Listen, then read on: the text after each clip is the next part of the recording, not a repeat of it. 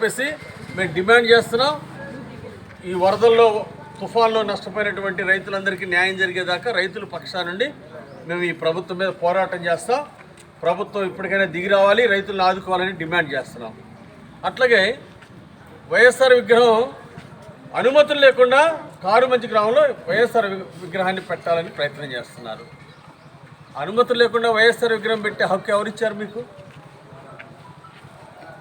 అంబేద్కర్ గారి రాజ్యాంగాన్ని తొంగలో దొక్కుతున్నారు. కలెక్టర్ అనుమతి లేకుండా ఈరోజు కోర్టు తీర్పిచ్చింది కలెక్టర్ అనుమతులు ఉంటేనే విగ్రహాలు పెట్టాలని. మరి కలెక్టర్ అనుమతి లేకుండా వైఎస్ఆర్ విగ్రహాన్ని ఏ విధంగా పెడతారు? అనుమతి లేదని వినుకొండలో పర్మిషన్ లేదని చెప్పేసి ఎన్టీఆర్ విగ్రహం, పరిటాల విగ్రహం ఈ ప్రభుత్వం తొలగించింది.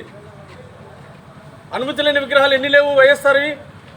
అలాంటివి పక్కన పెట్టి ఎన్టీఆర్ విగ్రహం, పరిటాల విగ్రహం వినుకొండలో తొలగించడం ఎంత అన్యాయం. ఈరోజు తొలగించి అనుమతి లేదని మీరు తొలగించి ఈరోజు అనుమతి లేకుండా వైఎస్ఆర్ విగ్రహం ఏ విధంగా పెడతారు? డాక్టర్ బిఆర్ అంబేద్కర్ విగ్రహం 150 అడుగుల విగ్రహాన్ని చంద్రబాబు నాయుడు గారు శంకుస్థాపన చేశారు.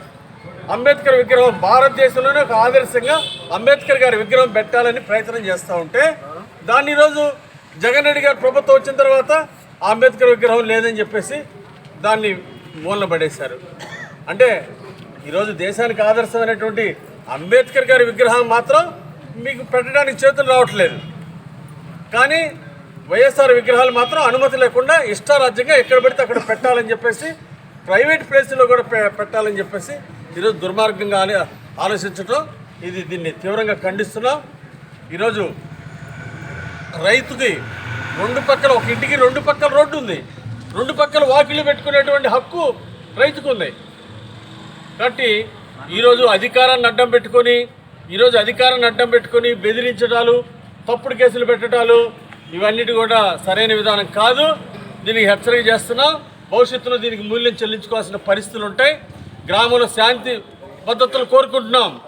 ఈరోజు బొల్ల బ్రహ్మనాయుడు ఎమ్మెల్యే అయిన తర్వాత ఈరోజు గ్రామాల్లో గొడవలు రెచ్చగొట్టడం, విగ్రహాలు పెట్టించే ప్రయత్నం చేయటం, గతంలో తెలుగుదేశం శిలాఫలకాలని పగలగొట్టించడం, ఇది ఒక దుస్సంప్రదాయాలు మొదలుపెట్టాడు ఈరోజు బొల్ల బ్రహ్మనాయుడు.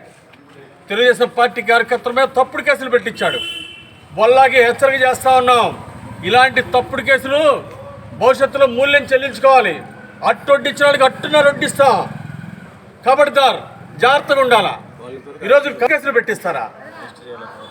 అలాగే మీ అధికారం చేతిలో ఉంది కదా అని చెప్పేసి మా వాళ్ళ మీద తప్పుడు కేసులు పెట్టి అరెస్ట్ చేయించి కనీసం మా కార్యకర్తల మీద దాడులు చేసిన వాళ్ళని, కొట్టిన వాళ్ళని కనీసం ఇంతవరకు అరెస్ట్ చేయరా? ఇదేనా మీ పద్ధతి? గ్రామాల్లో కక్షలు, కార్పుణ్యాలు రెచ్చగొట్టి రావణ కాష్టం చేయటానిక మీరుంది? తెలుగుదేశం పరిపాలనలో ఎక్కడ కూడా గొడవలు జరగకుండా శాంతి భద్రతలు కాపాడాం, ఏ గ్రామంలో కూడా గొడవలు లేకుండా.